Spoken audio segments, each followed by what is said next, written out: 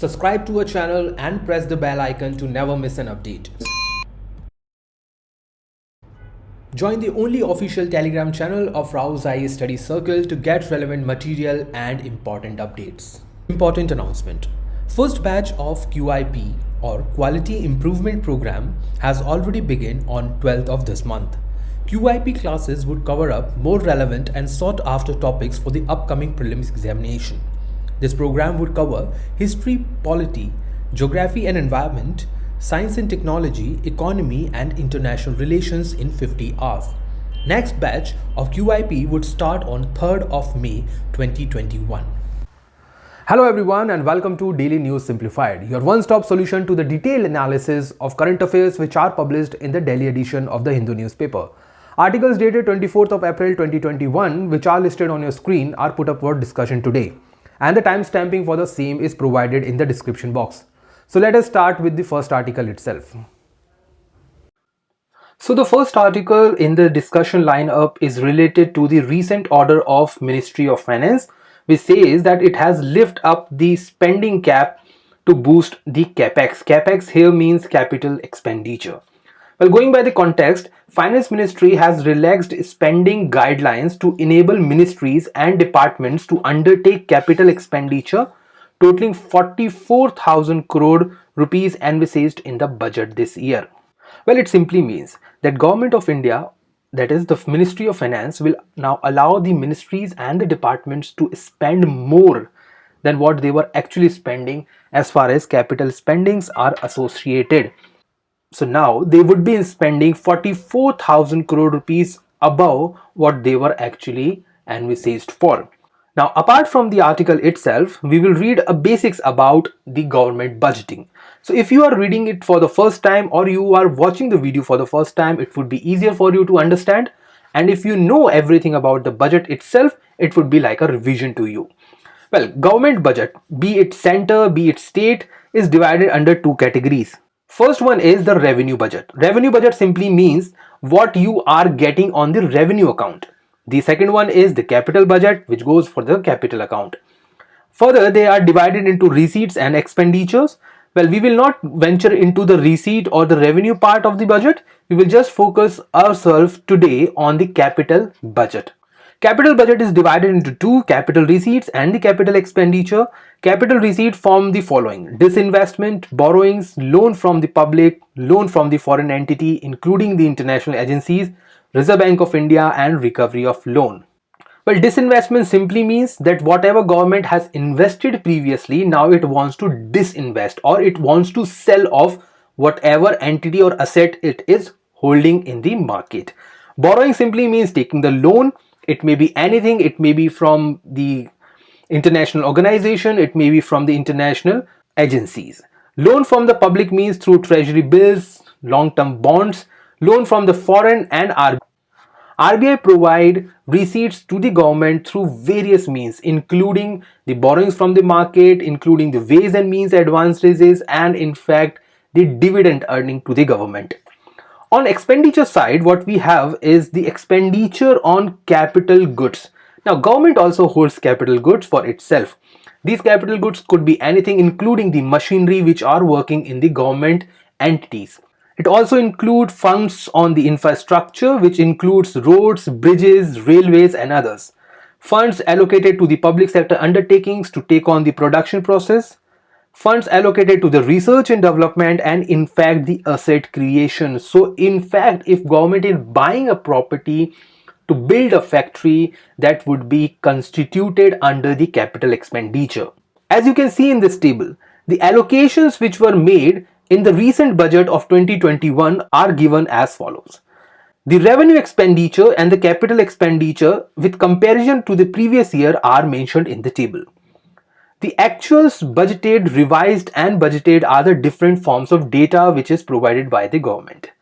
Well, budgeted is nothing but the estimated data which is provided by the government. Revised data is the revision which is made by the actual data which is suggested or which is collected. Understand this through a simple example. For instance, government say that in year 2021 government will spend 100 rupees, or on revenue account or maybe on the capital account it will spend 100 rupees, but the actual spending turn out to be 120 rupees. And this actual spending was found out at the end of the year, that is 2022. It simply means that what we have done during this period was the budgeted estimate, and what we have done here is the actual estimate or the estimate which we have revised over the previous estimate. So whenever you go through economic survey or the budget or any other data published in the Express or maybe Hindu newspaper, you just try to understand that there are differences in the type of data which is collected by the government agencies. Now, going by the table, you can see that in the last 2 years, the government has actually increased the capex or the capital expenditure by 29%, which is a very, very good sign in order to boost the demand in the economy and also to boost the production level in the economy. Apart from that, the data which you are seeing on your screen is not as relevant for your pre or mains examination. However, from the tables itself, the most important thing which you need to focus is the trend. So whether it is increasing or it is decreasing or there is no change in the data or any variable, that you need to keep in mind, as UPSC has been asking the trend based question in the prelims multiple times. Now let us venture about details or minor details of what budgeting is all about as far as procedure and the constitutional formation is concerned. Well, budget as a term is not mentioned in the constitution. Article 112, however, says that the annual financial statement, so this is the word which is used in the constitution, budget is not mentioned there. So annual financial statement is nothing but a component or a composite structure of the small budget made by different departments and the ministries. Now understand this with a simple example. Suppose that there is a ministry or there is a department of fisheries. Now fisheries department wants to spend some amount of money on its recent program, which is Matsya Sampada. So on this program the ministry want to spend about 500 crore rupees. Now ministry itself cannot go to the market or to the RBI to raise those funds. So what ministry will do, they will prepare a small budget and hand over that budget to the Ministry of Finance. Ministry of Finance is responsible for making the budget as well as for allocation of funds to the different ministries and the departments. Ministry of Finance, like this one, will collect budget from all other ministries and departments and combine them into a single annual financial statement, and this financial statement on the behalf of Ministry of Finance will be tabled both the houses of the parliament by the president. Yes, he is the president who actually laid before both the houses of parliament the annual financial statement, although this financial statement is presented by the finance minister. On broad terms, the annual financial statement or our union budget include the following. Well, the list can go endlessly, but we have just taken up the broad topics of these. This include expenditure charged on the Consolidated Fund of India, which includes salaries, emoluments, allowances, debt, interest, loans, pensions, and many other related concepts. So it includes the salaries which are charged on the Consolidated Fund of India, including the salaries of the judges, the President of India, Vice President of India, Comptroller and Auditor General, and many other people in the government. It also includes the estimates of revenue and the capital receipts. So whatever tax you are paying, the income tax you are paying, the GST you are paying is going into the Consolidated Fund of India, and the estimates to all those things are also presented in the budget. Next is the ways and means to raise these revenues. So whatever amount of money which government is going to spend in the next year, all the ways and means of those advances are mentioned in the budget as well. It simply means that government will tell the parliament and in fact the public of or the citizen of the country that these are the ways through which we will spend the money and these are the way through which we will get back the money through revenue sources. And last one is the economic and financial policy. You must have seen in the budget itself and the budget announcement itself that finance minister bring out new schemes, new tax schemes, new other government schemes, including central sponsors, central sector schemes, in order to make a good economic and financial policy for the next 1 year. Going by the budget process is very simple, and you should know this, that first the government present the budget in the parliament. We know finance minister is responsible for the presentation of the budget. After that, there is a general discussion by each department. So as I said before, each department and ministry provide their separate budgets and separate spending for the year, and same is discussed by them as well. After the discussion, each demand for grant is put to vote. So every person who is sitting in the parliament put their vote to that, except the Rajya Sabha. So all the members of the Lok Sabha passes the bill through voting. Rajya Sabha does not have any power on that, because Rajya Sabha does not have powers on the money bill. After the voting, there is a passage or the passing of the appropriation bill. Appropriation bill is nothing but a authority to the government to take out money from the Consolidate Fund of India. And lastly, there is passage of the financial bill. You should never get confused between both these bills. Appropriation is nothing but a power given to the government to take out the money from the Consolidate Fund of India. Finance bill is the changes which government has brought in the recent budget, which may include increase in income tax, reduction in GST, or many other provisions. So both these bills are different, and finance bill is passed after the appropriation bill. Coming to the types of budgeting. Well, there are basically three types of budgeting which we are following in India as of now. There are many other such budgeting provisions practiced across the world, including the performance budgeting, programming budgeting, but we will not keep our focus on that. We will keep our focus on those budgeting process which is practiced in India. The first one is gender budgeting. Gender budgeting here simply means budgeting for the female gender or the female population in the society. It is a gender-based assessment of budget. So gender-based assessment of budget means what are the provisions in the budget which are directly or indirectly targeting the female population in the society. It focuses on incorporating a gender perspective at all levels of budgetary process and restructuring revenues and expenditure in order to promote the gender equality. So gender equality or gender equity is the prime objective of gender budget. Take this simple example. The government has launched a scheme like Sukanya Samriddhi Yojana or Beti Bachao Beti Padhao.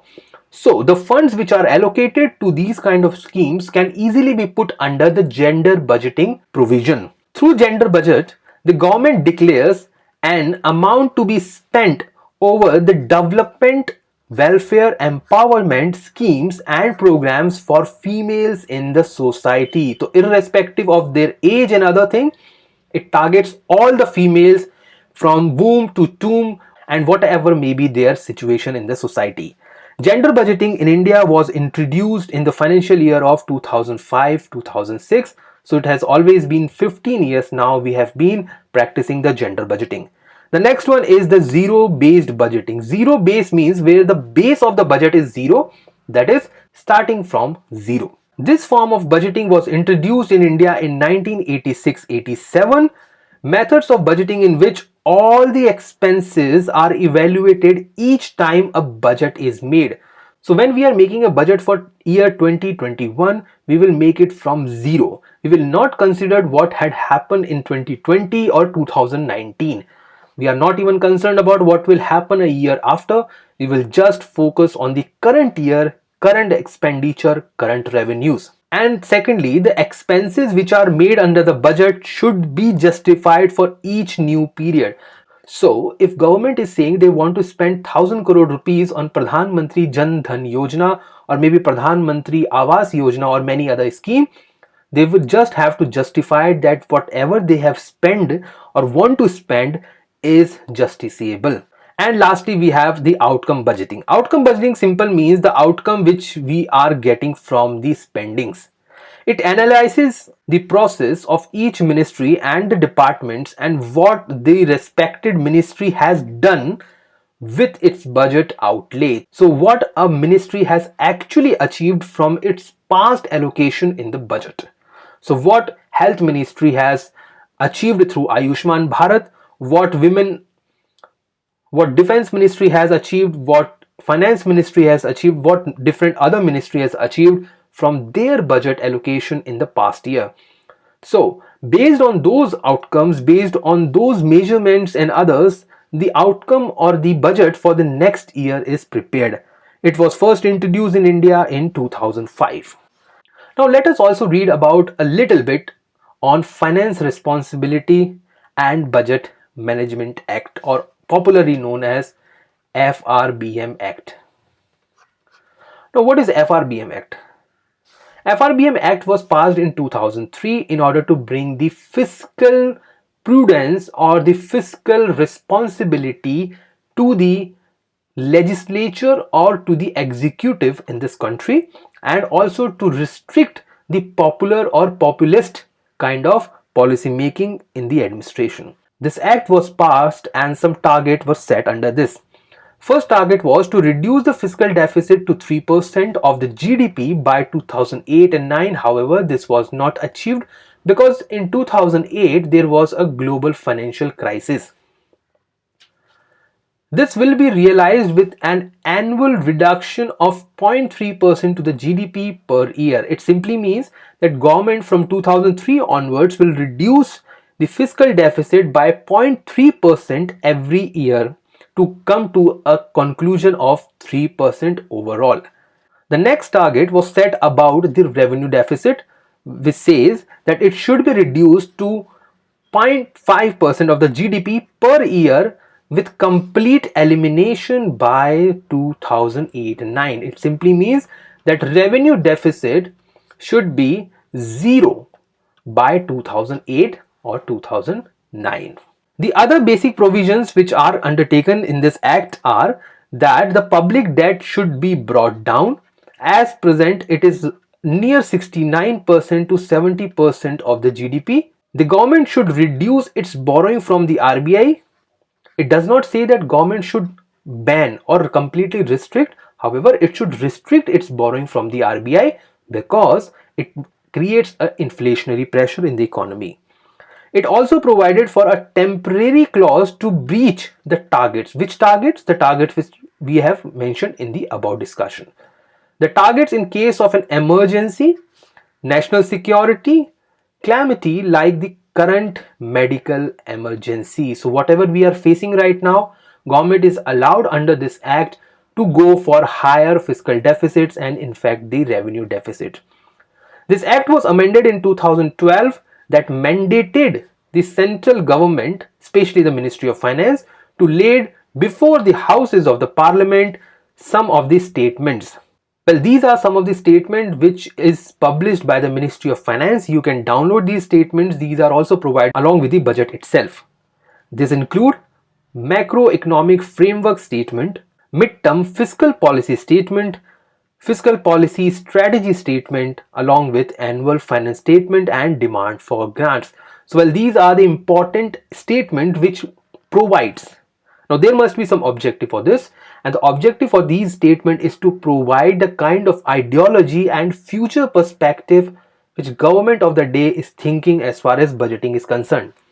And lastly, we come to the weakness of the Indian budget making. There are certain issues which is present in the Indian budget as well. You can use this point in your mains answer writing.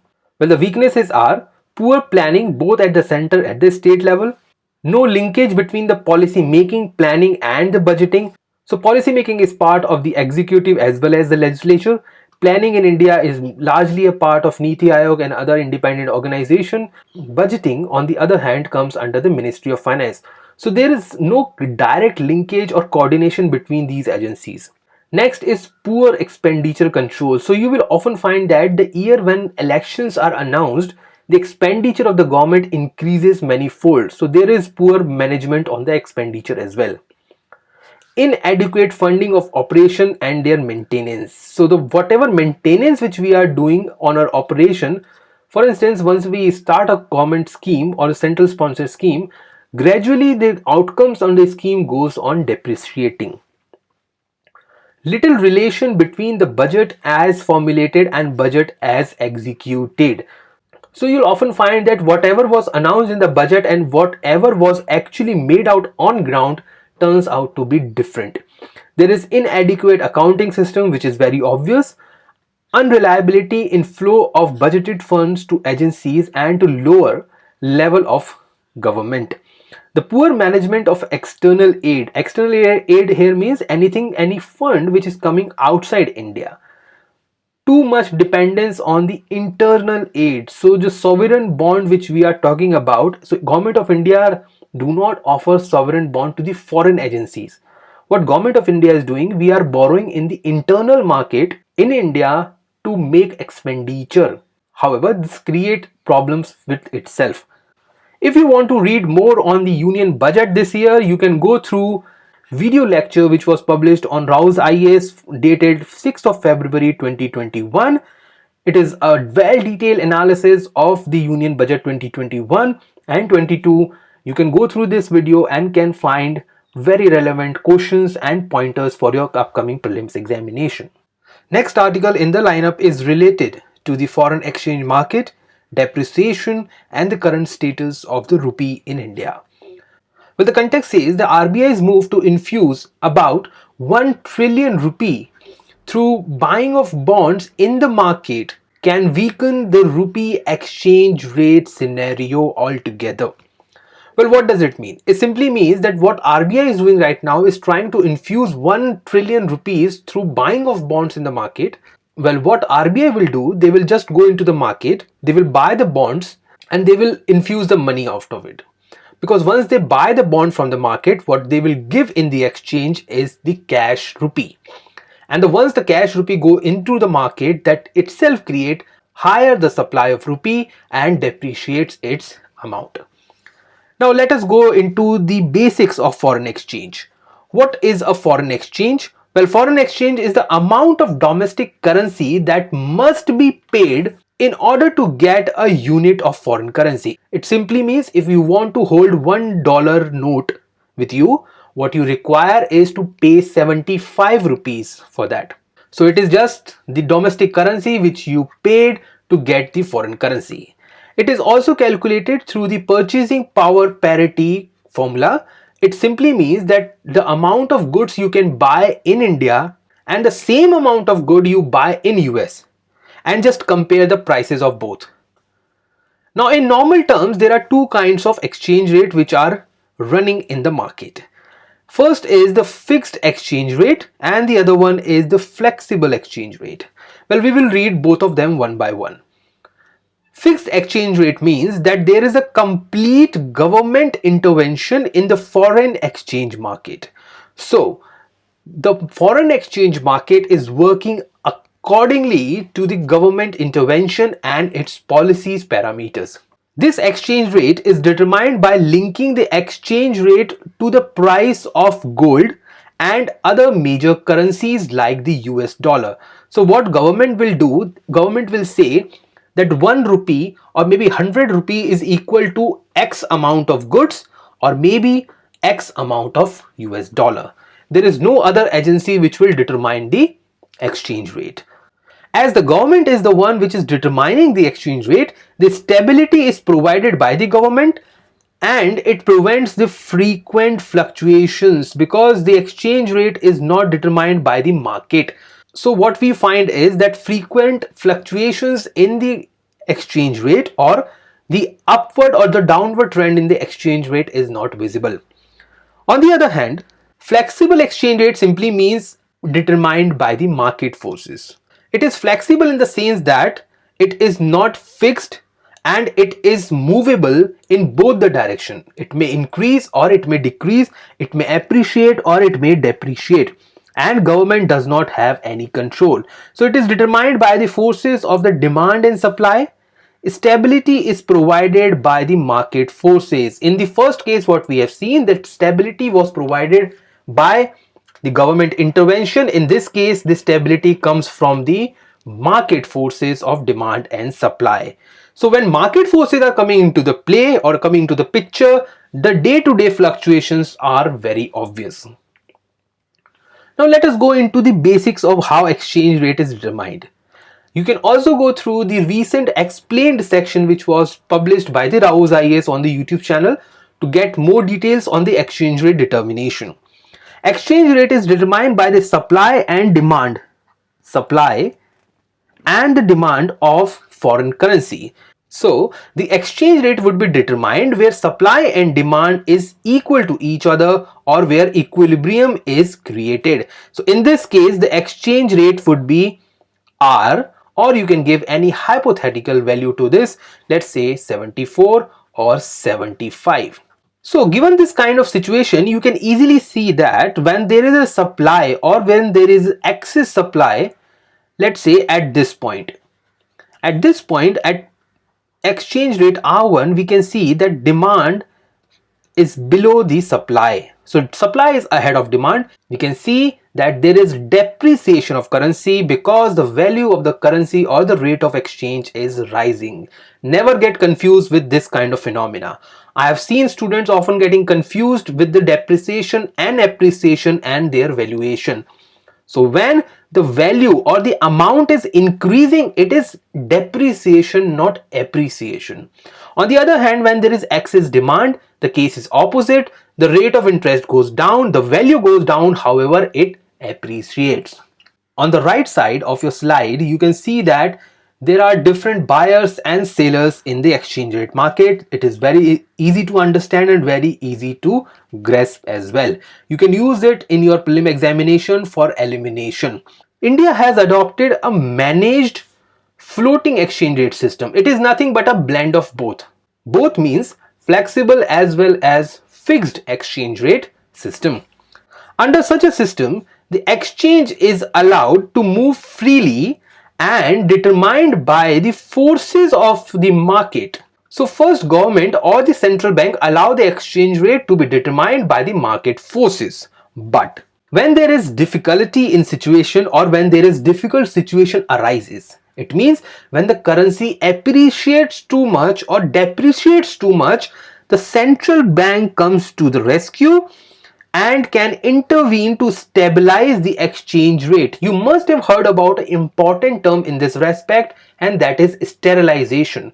So the central bank, and in India's case Reserve Bank of India, can intervene, can control the demand and supply of the foreign exchange in the market to control the overall exchange rate in a artificial manner. Now following are some of the measures through which exchange rate can be controlled. The first one we have already discussed. It is the direct market intervention. It is made by the Reserve Bank of India by intervening directly into the market through buying and selling of the currency, which you can easily understand from the graph given before. The next one is the exchange restrictions. It means that restriction on flow of domestic currency in the foreign exchange market.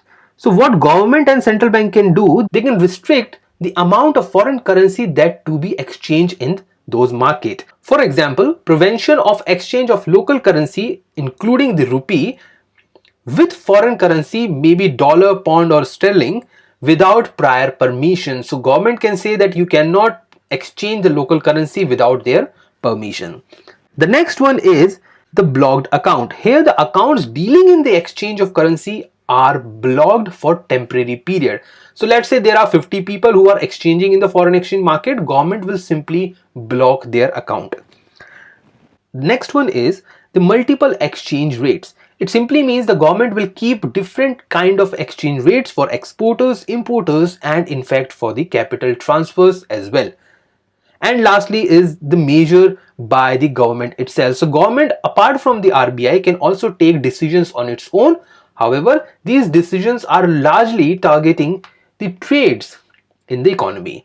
So it targets tariffs, non-tariff measures, export subsidies, import restrictions and other in order to control the inflow and outflow of the foreign currency. Well, the next article in the discussion lineup is related to the geographical concept and also the natural disaster. According to the context of the article, due to heavy rainfall and snowfall, there is a glacier break in Niti Valley and Sumna area of Uttarakhand. Well, this area is situated closer to the Indo-China border. So according to the UPSC syllabus, this matter is relevant for your prelims as far as geographical concepts are concerned, including the glaciers, and for mains examination, the natural disaster. About 2 months back, there was yet another tragedy which took place in the state of Uttarakhand when there was a glacier lake outburst flood. Well, going into the concept of what glacier break means. Well, break here simply means to break down. Glacier break is a geographical phenomena where a large piece of glacier get broken down into smaller glaciers or ice blocks. You must have seen in the televisions or in fact on the online channels about the melting of the glaciers which are situated in the Antarctica region in the southern pole. All those large pieces of glaciers are falling down and they are melting apart and breaking down into the smaller pieces. This is nothing but the breaking down of glacier or the glacier break. As glaciers are also situated in the Himalayan region of Asian context, we have seen that the glaciers, because of the melting process, is going down day by day. Sometimes such breakdown of glacier is so robust that it can cause even the landslide or the avalanche. Now what causes the glacier break? Well, simply the glacier is a solid structure which is very sensitive to the high temperature. As glacier is part of ice, melting of ice can easily break the entire glacier structure. So the basic reason is the melting of ice. Rising temperature due to global warming is the basic reason behind the melting of ice. Changing weather pattern as well as the distribution of the precipitation, which includes both rainfall and the snowfall, are the other reasons. Sometimes even the earthquake and the human activity such as oil and gas drilling may also trigger such kind of glacier breaks. As you can see in this picture, there is a breaking down of a glacier block which was attached to the larger landmass. This breaking down is largely due to the melting of ice because the internal section of this area was getting melted because of the rising temperature, and the entire block could not sustain a high level of stiffness or strong attachment, and as a result the piece got detached and fell into the water. This is a kind of an example which is seen in case of Antarctica. However, such kind of glaciers or such kind of pieces of glaciers are not found in Himalayan regions. Glaciers are mostly those glaciers which are surrounded by the hilly areas, and the areas between those hills are filled up by the snowfall, and the falling of that snowfall actually creates glaciers. As you can see in this picture, we will not go into the structural definitions of this area. We will not read about Cirque or the glacier lakes. As you can see, the top layer of these hills are covered with the snow or snow line. However, from this area onwards, you can see there is a kind of retreat as far as snow is concerned. You can find a kind of wrinkles or the lines. It simply shows that this area is showing a sign of melting of snow, and there are small streams which are flowing downwards. This also causes a kind of glacier related erosions in the hilly areas. As I said, we will not go into the deeper of geographical questions because that is not a matter of the general studies, that is a matter of geographic optionals. When such kind of glacier is getting melted, the entire amount of snow, water as well as the soil goes down the stream and causes landslides, avalanches, and in fact the floods. The place which was mentioned in the article is the Sumna area. It is on the northern side of the state of Uttarakhand. As you can see, it is closer or very closer to the Indo-China border in the state of Uttarakhand. On closer look, we can see that this is the area where the actual accident or actual melting or the glacier break has taken place. There is also a similar incident which was reported today, that is on 24th, in the Niti Valley as well. Both these areas are situated in the state of Uttarakhand, As you can see, these are the upstream areas and the river valleys are flowing through this mode. As you can see, there is also a Nanda Devi National Park situated down the stream. So if anything goes wrong in these upper areas or any area across the region, the entire biodiversity or the flora fauna at Nanda Devi will be affected at a larger extent. So what are the consequences of glacier break? So if there is a kind of a glacier break or there is a breakdown of the glacier, what could adversely happen across the area? The first and the foremost thing which we will observe, the situation of extreme flooding as seen recently in the case of Uttarakhand, where large number of people lost their life and there was a damage to the dams and other infrastructure. There is also a loss to the biodiversity, including flora and fauna, as I mentioned previously, that if anything goes wrong in the upper side of the Himalayas in the northern Uttarakhand, that can damage the Nanda Devi National Park as well. There is also a high chance of landslides and the avalanches. The breakdown of the infrastructure can take place, including dams, road, electricity supply, and so on and so forth. It can also damage the fresh water supply, or it can create the scarcity of the fresh water. In last, the extreme siltation in the floodplains can cause deterioration to the available agricultural practices or the crop grown over those areas. So, last article in today's discussion is related to the recent initiative taken by Reserve Bank of India, which has extended the ways and means advances given to the states respectively. Context of the article says that earlier RBI has appointed an advisory committee under Sudhir Srivastav to review ways and means advances limits for states as well as for the union territory. It simply means Reserve Bank of India wanted Sudhir Srivastav provide solutions and review the current status of ways and means advances. This committee, through its suggestion, has made that ways and means advances given to the state in the current situation should be increased so that it can support their budgetary allocation, as they all of them are fighting with the medical emergency in the country. Now, as a student of general studies, we should read what ways and means advances are and how they are determined and why they were undertaken in India. Ways and means advances are nothing but the temporary loans, and it is a facility which is provided to both center and the state governments.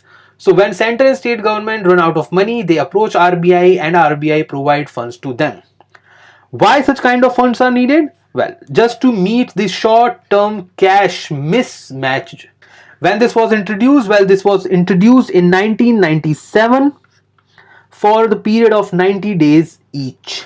So whenever a ways and means advances is provided to state and center government, it is provided only for 90 days period. Now this is something which differentiate between ways and means advances to that of treasury bills. Treasury bills in India actually starts with a minimum period of 91 days.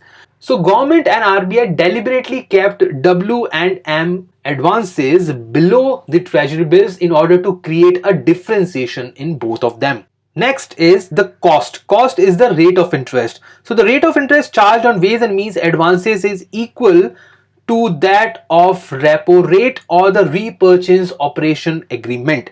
Repo rate is the rate at which RBI lends to the financial institution against the dated government securities. Well, limit on ways and means advances is provided by Reserve Bank of India and Government of India.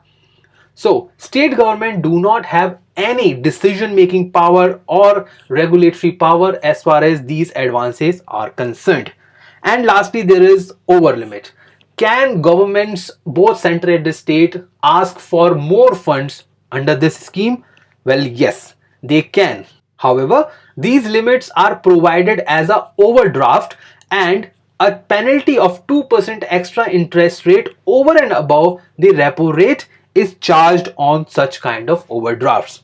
So let us see why it was introduced and what was the regime or the system before its introduction. Well before 1997, what government had is that whenever they had temporary mismatches, well, India is a developing country. both center and the state have their compulsion of welfare government, and they have to go for deficit budgeting in order to spend more and develop more.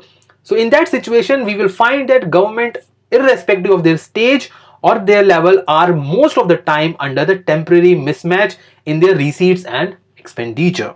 So whenever these government enter in such kind of mismatch or disbalanced situation, they approach the RBI. And even today, the structure remains the same. In case of temporary mismatch, they approach the RBI. So in both the cases, the situation or the background remains the same. However, now changes the scenario. Earlier what happened was that there was the issuance of the treasury bills. So whenever government felt a kind of a necessity to have more funds, what they did, they just issue ad hoc treasury bills. Ad hoc means temporary treasury bills to the RBI. RBI, on receiving these kind of treasury bills, offered money to the government, and government can spend on various functionalities. However, this has now been changed to ways and means advances. The most important attractive aspect of ad hoc treasury bill was their low interest rate, and because of this low interest rate, these treasury bills were largely attractive in nature. However, now the interest rate which are available on the ways and means advances are market based, and they are also decided by the Reserve Bank of India and the Government of India. As they are market determined, they may increase or decrease based on the market situation. As they are based on the repo rate, these kind of interest rates are very fluctuative as far as monetary policy of the Reserve Bank is concerned. In the earlier situation, because of the attractiveness of the ad hoc treasury bills, government became a regular issuer of such ad hoc bills in order to increase their borrowings. As a result, it became a permanent tool. It came as a temporary one, but it became a permanent tool and a cumulative nature or a cumulative system. This has also increased the financial indiscipline among the governments. On the other hand, in order to reduce this kind of financial indiscipline, what government has done, that they have qualified for the interest rate equal to the repo rate, and the duration is just 90 days. And this 90 days does not fall in the nature of budgeting, because a budget of a government extend to a whole year, 365 days. So a government cannot take fund for 90 days in order to fund their budget for entire 365 days, and this is the reason why ways and means advances have not been misused for long. The another instrument which has restricted the misuse of ways and means advances is the overdraft situation. Overdraft situation is available at a penalty of 2% interest rate, hence it also discourages the government for following the financial indiscipline. Now, why government has actually shifted from ad hoc treasury bills to ways and means advances in 1997? Well, the reason was simple. There was an agreement between RBI and the government, under which the central government was required to hold certain amount of cash balances in case of emergency, and a situation when it runs out of cash balances, it can approach RBI for lendings. So RBI provided the cash through the creation of ad hoc treasury bills in case government is out of money. However, this was meant for temporary reasons only, but later on it gained a kind of permanency in the financial prudence and also a cumulative nature. Further, the ad hoc treasury bills became an attractive source of financing of the government expenditure, since it was available at an interest rate which was below the market rate of interest. Going by this and increasing the financial indiscipline, government resorted along with RBI towards ways and means advances. And lastly, what is the difference between ad hoc treasury bills and ways and means advances? The first one is that ways and means advance is not a source of financing the budget deficit, as it is limited only for 90 days. It cannot finance your budget. It is only a mechanism to cover day-to-day mismatches in the receipts and the payments of the government. Secondly, the limits of ways and means advances will be fixed, and any excess withdrawal beyond that limit will become permissible not more than 10 days. So how many days can we have ways and means advances? for 90 plus 10 days. So in 100 days period, government have to return back the amount it has borrowed from RBI. And lastly, the ways and means will be charged at the market interest rate that we have already discussed.